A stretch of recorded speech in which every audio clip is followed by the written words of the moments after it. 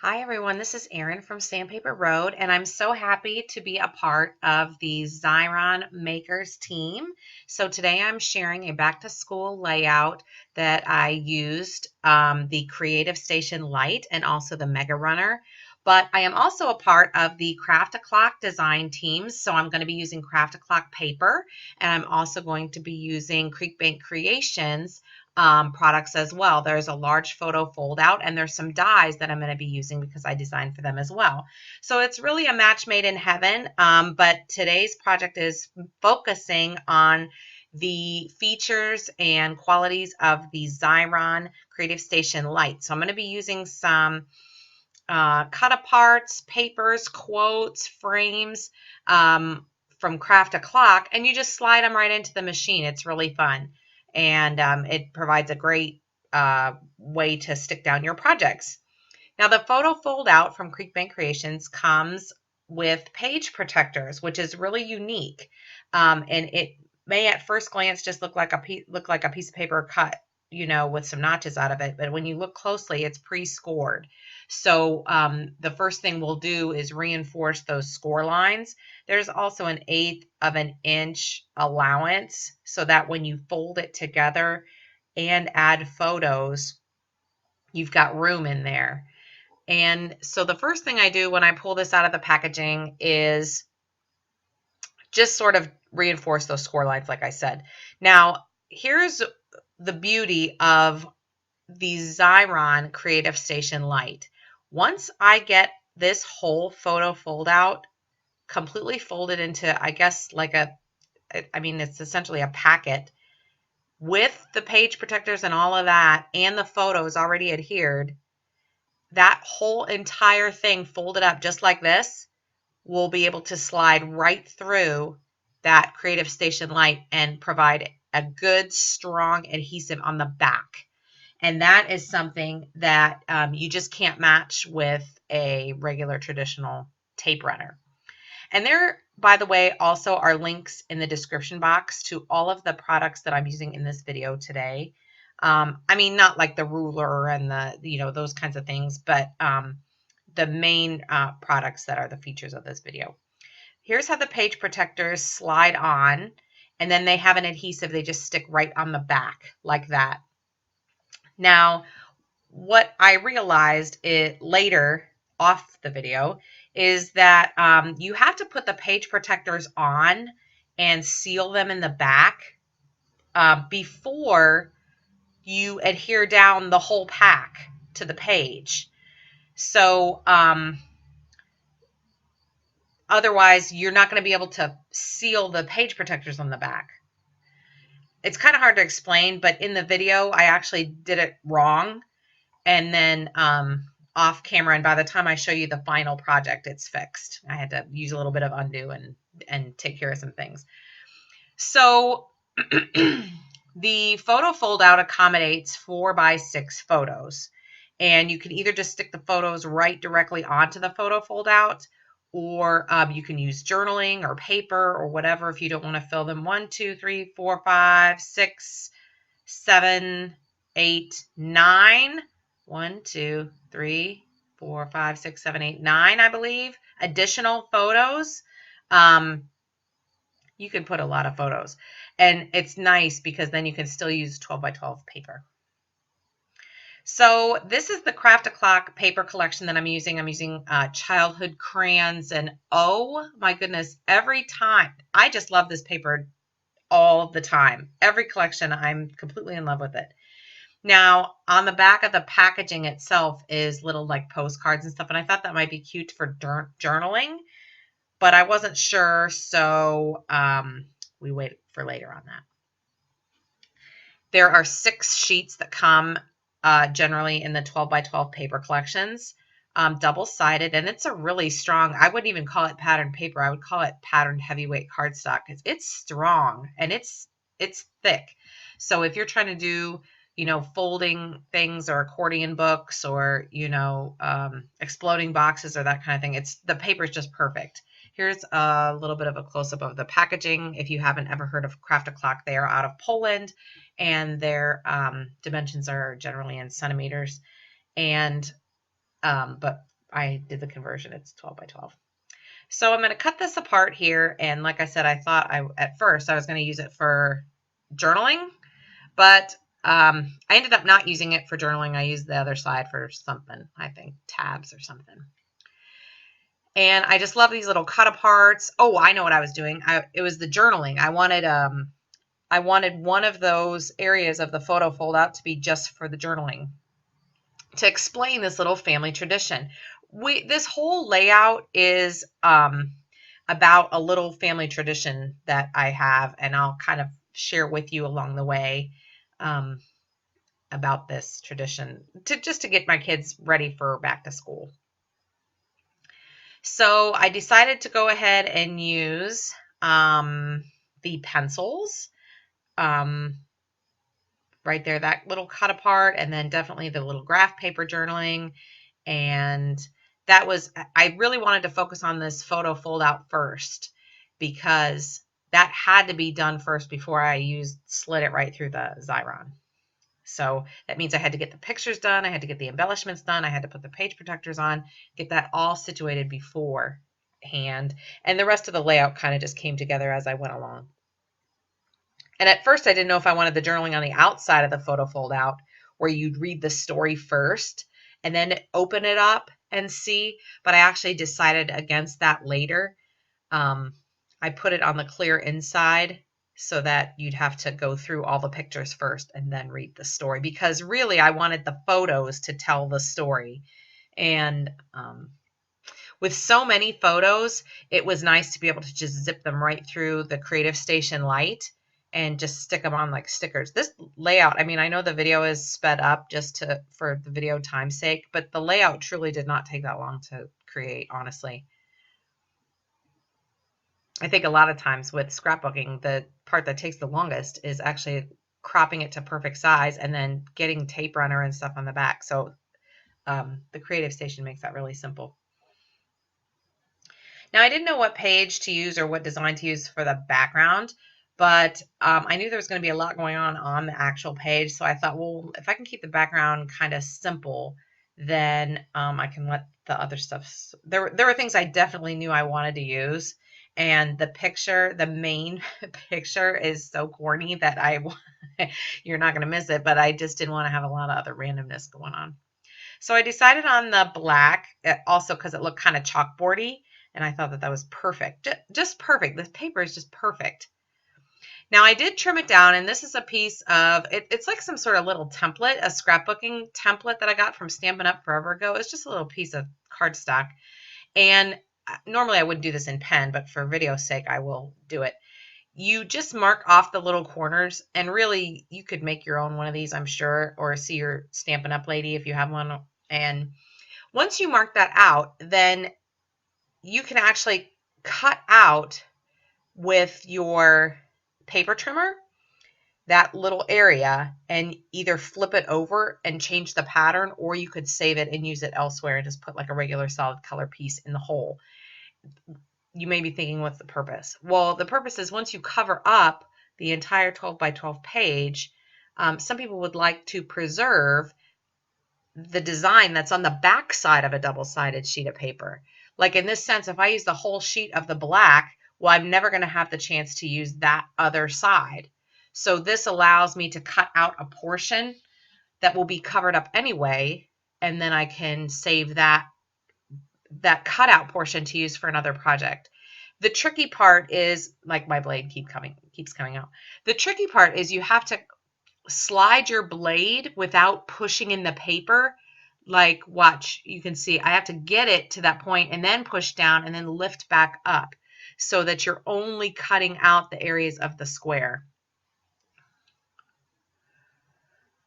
My blade was just really giving me a hard time. It really was just me. I think I couldn't see the lines very well. And I just kind of trimmed that up. Now, I actually love to do that technique. I do it pretty frequently. And see, you can flip that over and use it that way and get the most out of your paper. You'd kind of have to use some tape, washi tape, or mount the whole thing on another piece of cardstock or something on the back. I just didn't feel like doing all that. So I thought, well, I'll get a totally other piece, a totally different piece. And I knew I wasn't going to use those cut aparts on the back or those little extras on the back. So at first I thought, well, I was just trying to make decisions. I don't even know what I was thinking, just trying to decide if I wanted it to look like that or not. You know, scrapbookers can be a little indecisive sometimes. So, but I really liked the way that looked. I thought that was good. I like the graph idea. That sort of has a real slight white grid like to the blue part. And I love that just slight outside edge border. And it's because I trimmed the black to about, probably about 11 and, was it 11 and a half? Yeah, about 11 and a half. And then I could trim the blue to about 11 and 3/4. I generally trim my scrapbook pages to 11 3/4 square instead of 12 by 12 square, just because my pages tend to be a little bulky. And then when I put them inside a page protector, they don't buckle. It's just something I do. You don't have to do it. Especially if you just always scrapbook flat, then this problem wouldn't affect you. But sometimes don't you find that page protectors aren't true to size? So it never hurts to, whatever size you're working with, it never hurts to measure and trim and just make sure, instead of just, you know, making your whole page assuming it's the size it says and then going to slide it in, you realize it's like 1/8 of an inch bigger. It's a big pain to try to trim a page afterwards. So I love that. I love the way that looks. I like the blue on the inside and that just tiny lip of blue around the outside edge of the black. And all I'm doing here is just making sure that it's evenly spaced. You can do that. Don't trim all 4 sides, just trim 2 sides that touch. So, and then you'll have a correct sizing of the square. And sometimes I get a little ambitious and save those tiny little strips and try to do other things with them. Now I'm using the Xyron Mega Runner, which is a really nice tape runner, actually. It doesn't come out, and I should have shown a close-up, and I didn't. I'm thinking of this now as I'm talking. But it doesn't release like a big line of just straight tape. It releases a line of tiny dots, and they're really strong. Now, I know, sorry about my head. My head gets in the picture. Contrary to what it looks like I'm overdoing it because it isn't strong, but I actually couldn't see because my light, I had to keep tipping my head and tipping the page against the light because I have the light perfect so that you can see it, not necessarily so I can see it. And there you can kind of get a good glimpse of that the coverage is just fine. Plus, my refill that I personally ordered myself is 1/4 of an inch thick, and the one I had before was 1/2 an inch. And I think that I prefer, just me personally, I think I prefer the 1/2 inch. It just covers a little bit better. I prefer the 1/2 inch for scrapbooking, but maybe the 1/4 inch for card making.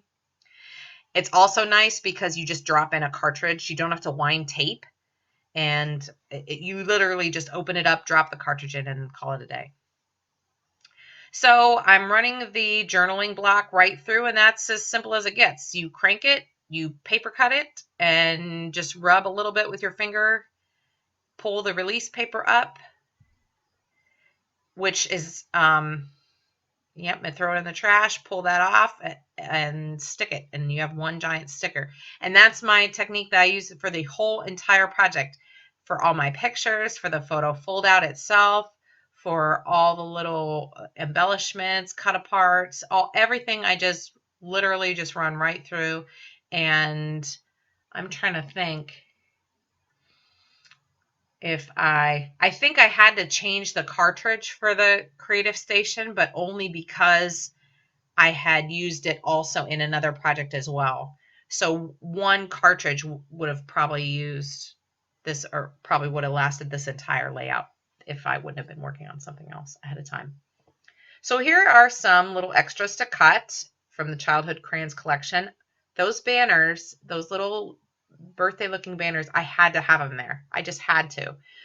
And these are outline letter dies from Creekbank Creations that I knew I was going to use for my title, and that yellow paper from the collection is outstanding. Now, here's what I did. Cut the yellow paper in half at first, and then once I did that, my goal was to run that through the Creative Station, and then I remembered that my Creative Station is only 5 inches. So I had to go back and cut an inch off because I forgot. Now, I actually think the Creative Station, I have the Lite, the Creative Station Lite, which is a little smaller. I believe the Creative Station is a little bit larger to accommodate larger sizes as well. Truly, I think it can go up to 9 inches, honestly. I will link below where it gives you all the specs and details for the Xyron machines. And in fact, the Creative Station Lite, depending on when you're watching this, this right now is summer of 2019. And at this time, I believe that the Creative Station Lite and refills are on sale over at Xyron.com. So I ran the whole strip through my Creative Station Lite, and now it's sticky on the one side. And what I'm going to do is put it or use it to die cut my letters. Then when I pull out the letters, they already have a sticky back. And isn't that just perfect? These letters are great too because they cut an outline of each letter. So the Creekbank Creations people call them innie and outie. There's an outie, like an outline, and then an innie, a solid. So you can get more bang for your buck that way as well. There's a good view of it that you can see that letter N real quick. I just used the innie for the title. And then I'm using the Creekbank Creations tab dies because I wanted to add them to the photo fold out. So now this time I did not run the paper through my Creative Station first. I just die cut the plain paper. It's not sticky as I'm die cutting it. It's just plain.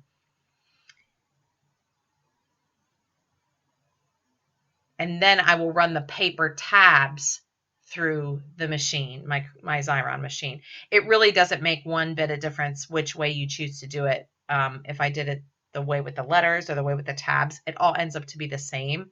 I really just wanted to do it this way. I just gave them a little push with my little pokey tool and cranked them right through, and that's it. It's really simple to use, and it's kind of fun to use a little machine with a turny handle, and that handle tucks in real nice if you go on a lot of crops and stuff. Now here's where the mess up began. I got so excited about the tabs that I forgot that what I need to do is I needed to put the tabs on very last instead of first. So what I did was I left it in the video just to show you how the tabs stuck on. It's real simple. Remember, I just ran them through the Xyron and I just stuck it right there, folded it over, and then I've got a nice tab. And that will show the person how to open up the photo foldout in what order, and also prevent them from refolding it back the wrong way because the tabs won't let you fold it anyway, but the way you need to fold it. The problem is that I forgot that I'm going to have to put the page protector on. And so how was I going to do that if the tabs were already stuck? Yeah, I did forget about that, but that's okay because off camera, I used a little bit of UnDu adhesive remover and got those tabs off and fixed the issue. And then by the time you see the final project, and over on the blog, I have lots of close-ups and stuff where you could see the final project as well. So head over there, and again, links are below, so that you don't have to search around. But yeah, the tabs work really well. I really like the way it looks, and I wanted to make sure to use coordinating paper to do that. See, that's how that's going to go, and then you'll open that up like that. But again, forgot about the page protectors. So here is how I'm going to assemble the letters, and it's really nice because like I said before, they are already sticky on the back because I ran them through the Xyron. So now I'm just focusing on arranging them. We call it Celebration. It's just a corny name that the kids and I came up with one day. I don't even know how it started, but basically here's what we do. All year long, like I buy the school supplies like just at bargain prices and stuff that they're going to need. And then when it comes to about a week or so before school starts, we decide that we're going to have Celebration Day. And I make them step out of the room, and I set up a whole little mini store like in the living room with tables. One day we did in the garage one year, and I put like all the school supplies out, just like a store. And I talk in like this corny voice like the whole time. And I wear a like silly hat and like a funny scarf or a cape or a little, just like I dress. It's completely ridiculous, and pretend to be this silly store manager. And they come in with like grocery bags and they walk around the different tables and they pick out their school supplies. Of course, they're ones that I know they're going to need. They walk around with their lists and they put the stuff in their bags. They pick out the pencil cases, pens, all the school supply stuff. Like this year, my one son needed a protractor. And if I bought them like a school outfit, I hang it up in like the clothes section, and I'm acting so ridiculous during this time that the kids are actually cracking a smile while they're putting the school supplies in their little bags. And then they sit down and take everything out of the packaging and put their names on their folders and put their pencils in their pencil cases and just put everything in their backpacks and just get ready. We do it like a week or so before school. And it's so corny that they, in a way, look forward to it. So, and that's exactly how I talk. I'm like, welcome to celebration. I mean, it's ridiculous. I'm not even going to do the true voice because I'm so embarrassed, but we have a really, really, really good time. So, and I take a lot of pictures, and look, I was just running them right through using the Creative Station and using the Mega Runner for this little strip decoration. But I take so many pictures during this time that the photo fold out was definitely the way I wanted to go. And plus it hides some of the pictures as well, so that only we see them. Like if you're just flipping through a big album, it's not just like I'm the one that's put myself out on Front Street to be embarrassed with that corny picture, but not the kids. They get shy. So yeah, that way they're in the background. Now I'm going to share with you this little tip. I think I actually may have put this in another video as well. It's just how I put letters on, or letter stickers actually, to get them straight. I have a ruler that it just happens to have a line at the 1/4 inch from the straight edge. See how like the straight edge is, and then there's that little line? It just happens to be a 1/4 inch. Not that it matters, it's just a 1/4 inch. So I stick all the letters just to the bottom part, and I have a non-stick craft mat on my desk, so that's why they're just sitting there, because they won't stick to that. And they won't stick to that plastic ruler either. Not too much. Oh, I remember this letter N. I had some problems with this N. It just didn't want to, it just gave me some trouble. So I actually reran that through the Xyron because it was just giving me some trouble. So I line all the letters up on the ruler, and then I can move them right. They're in a straight line. I know they're in a straight line, but I can move them on and off the page and put them exactly where I want, and then just stick them down. And that's how I get straight letters.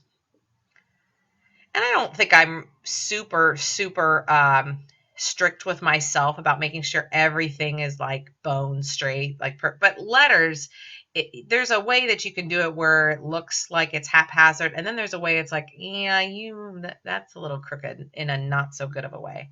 And then you just pop off the ruler when they're straight, because it's only a little bit of space that didn't get, the majority of the letter is already stuck to the page. So it's a good way to line up your letters. Maybe not so much try that with like a wooden ruler. It probably wouldn't stick, or it'd probably stick to the ruler too much. But a nice little plastic ruler works great.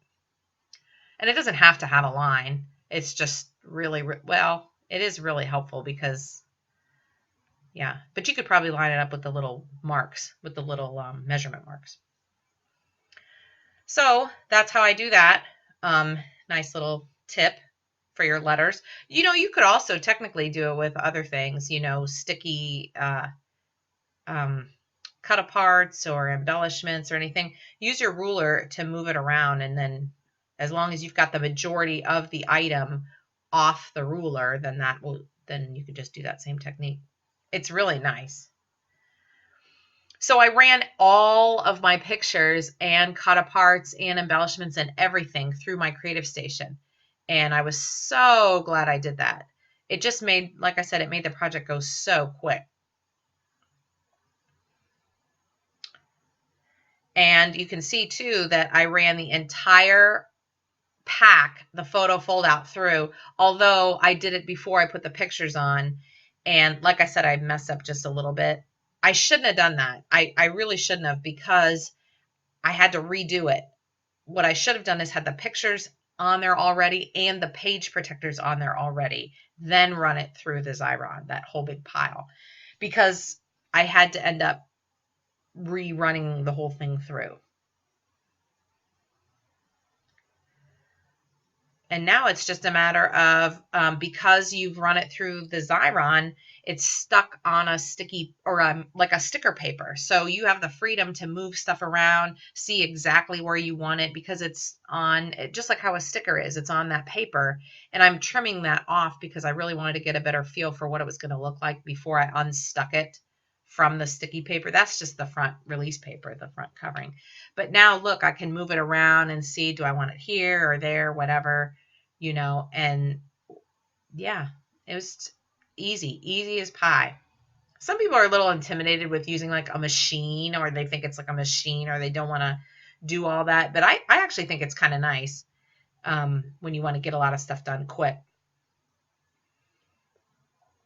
And super essential to use your finger to rub before you take that off, especially when you're using little intricate cuts or things like that, Just sometimes you have to be careful because, I mean, you are working with an adhesive, so you can't just be careless, and that adhesive kind of sometimes gets in between little crevices. It comes off super easy with your finger. You'll see me position it and then rub a little bit in between each of the little points there. This layout turned out super, super nice.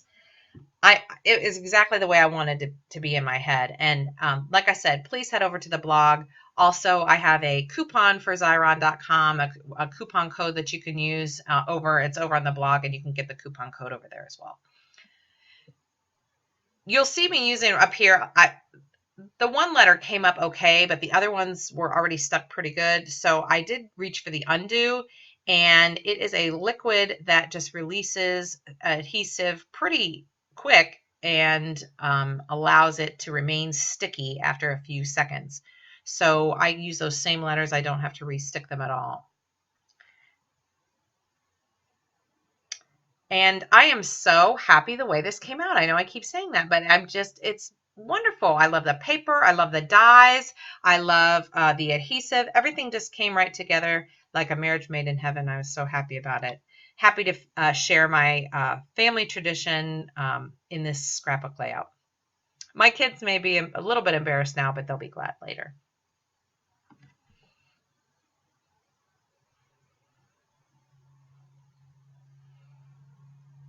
Yeah, I love it. Just love it. Now you can check out all of these companies, Craft O'Clock, the papers, and Creekbank Creations for the dies and the photo fold out. And also, of course, Xyron, who sponsored this post today. And I'm just really happy to be working with these three companies. They're really, really high quality, super nice people. Just really appreciate them. So just wanted to say special thanks to Xyron, Creekbank Creations, and Craft O'Clock. And it is a no-brainer to just release that paper, pull the photos off, and stick them right to the photo fold out. And if you think you messed up or whatever, like I did right there, you could just temporarily lay it right back on the little paper. Now, if you're new to the Sandpaper Road YouTube channel, don't forget to subscribe. And you can check out Sandpaper Road also on Pinterest and Facebook and Instagram as well. If you're interested in picking up any of these supplies, you can check, like I said, the description box. You can also stop by the Sandpaper Road Etsy shop.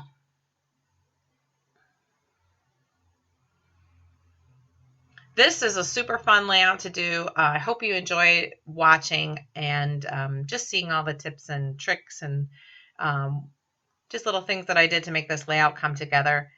I am so happy. Just look at my corny face. I can't believe it. It is so fun.